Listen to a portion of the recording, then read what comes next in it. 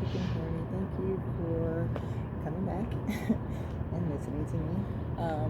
I came across something and it definitely resonated with me as far as like what I've been through, what I just have come out of, what I couldn't just really figure out to really call to like really like identify, and it just really had me in my mind and really questioning myself. And I just figured like I cannot possibly be the only one going through this. And so I just thought that I would share this with you. And this is from someone called Presley Love. Okay, and it talks about something called the dark night of the soul. And so it starts with this. And after I share this, because I know that this is a channel that I created, not just for sacred space, but for reading cards and just meditative purposes. So hopefully, like, your attention span is not like that short, and you can stick with me long enough to see if this is resonating with you, what actually is the deal, what's up, you know what I mean? So no, I'm not the only one that goes into these periods where you question yourself, Okay, so it says, there comes a time when many of us encounter a time of great change. It is a change of the guard. It is the letting go of the false self and the reunion with the authentic self. It is most definitely challenging and painful. If you're feeling very stressed times 2 and can't seem to find your center, most certainly you are passing through the dark night of the soul.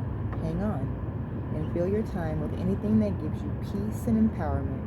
This is a time when you are asked to go deep within to heal wounds, anxieties, and fears of the past or future. Meaning of the dark night of the soul.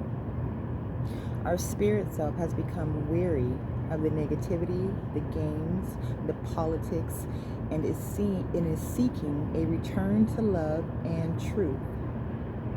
When this happens, we begin to face our shadow, that aspect of ourselves that is not in alignment with higher truth. It is usually quite painful as we reconcile our past and reach for something sacred.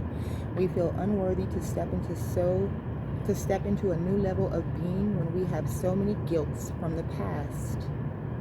Forgiveness of ourselves is difficult and it takes time. The hardest thing is letting go of our own misdeeds to others and to ourselves. This is the dark night of the soul.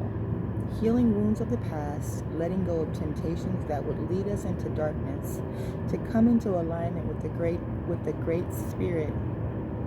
One must be willing to create new ways of doing things with full knowledge that all deeds are recorded on the soul chart and must be accounted for. When going through the dark night of the soul, we begin to see the records of our past, and we must now begin to fully be committed to a new way of doing and being. During this process, you must find yourself crying, during this process, you may find yourself crying or feeling lost frequently.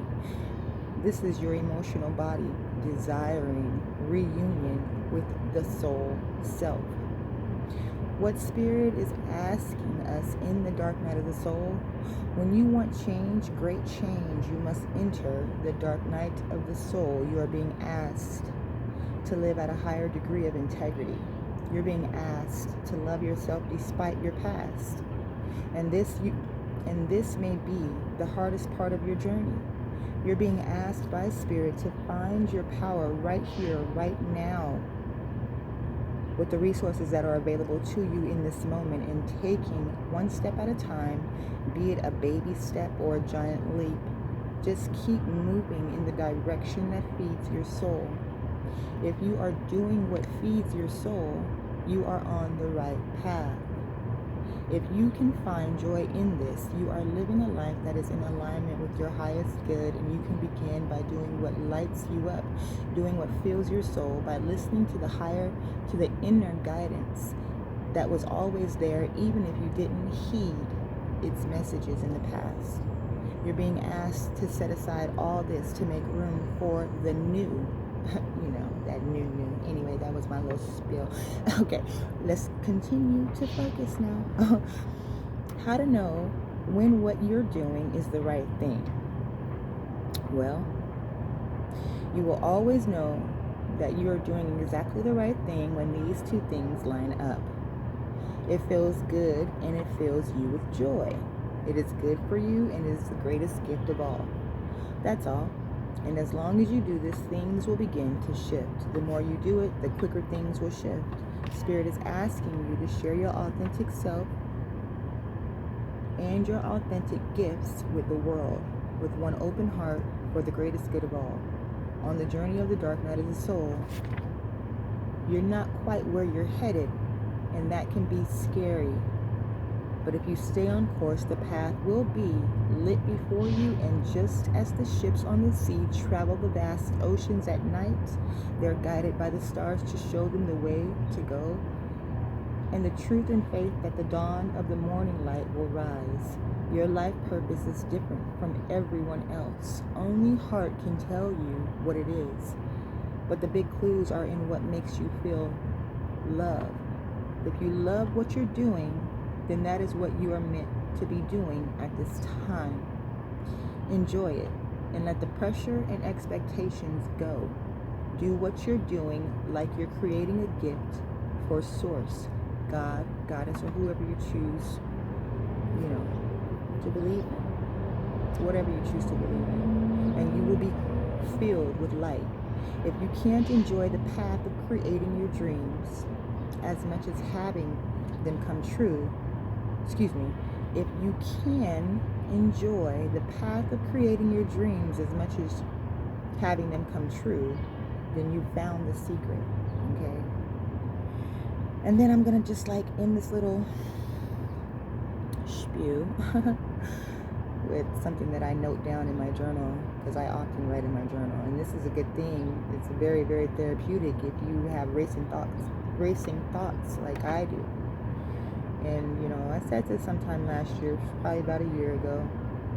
And I said, my mind goes a mile a minute. I must take time and meditate, or I won't be able to spin it. My outer world can get chaotic. So in heart's mind, more beauty I find. That peace is always in me. Find time. Find time. Make time. Make time. Make time. Make time. Make time.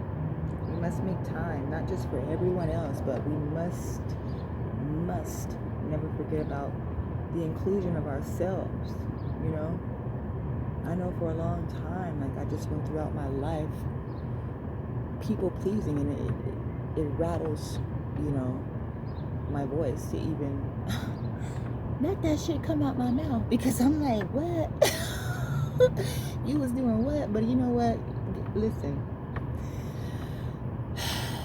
People only know what they are taught at the end of the day, And it really is, depending on where you're willing to walk, that you wake up to the realization that changes even need to occur for them to occur.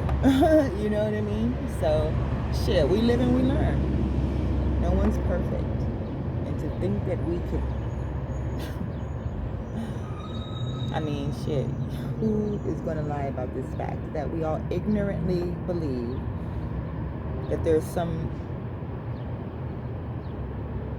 authenticity in the word perfection,